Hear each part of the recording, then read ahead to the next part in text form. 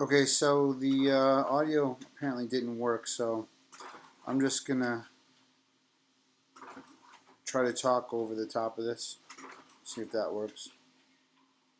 Um, so we're trying to find the derivative in this guy with using the limit definition. So first you have to know the definition for the derivative using the limit. The derivative is the limit as h approaches 0 of f of x plus h minus f of x all over h.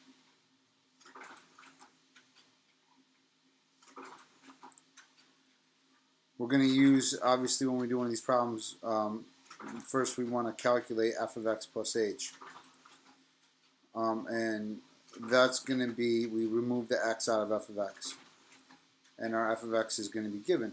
So we rewrite that taking out the x and replacing it with x plus h. We then want to simplify that typically by multiplying out anything we can multiply out and collect like terms. So x plus h squared is not x squared plus h squared. It's x plus h times x plus h. So I'm sort of doing that in my head. I get x squared plus hx plus hx plus h squared. Then I distribute the negative 3 there to get the negative 3x minus 3h plus 2. Now I can combine like terms, the hx and the hx, and I'll rewrite them and call them xh, because why not? So there's going to be two xh's, and that's f of x plus h.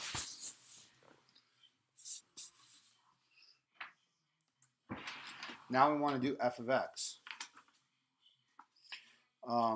And we take out x and replace it with x, so obviously nothing changes. We just recopy the f of x from above,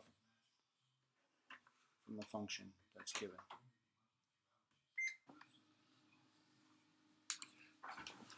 Sorry for the noise, printing some stuff in the background.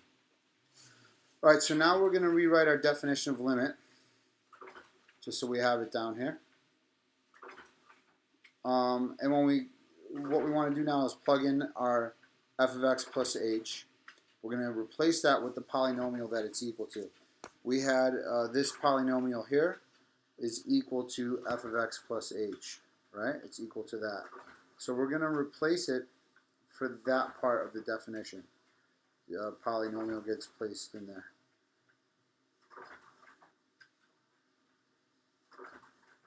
Now we're going to take f of x and replace that in there. So it's minus x squared plus 3x minus 2. Why did I change all the signs in f of x? Each one of these? Because it's minus f of x. So that should apply to the entire function f of x. And then it's that whole thing over h. So to evaluate the limit, we would plug in 0 for h. I don't know why I wrote x approaches h there. Sorry, that should be h approaches 0. So now I'm going to plug h in. I have 0 in for h.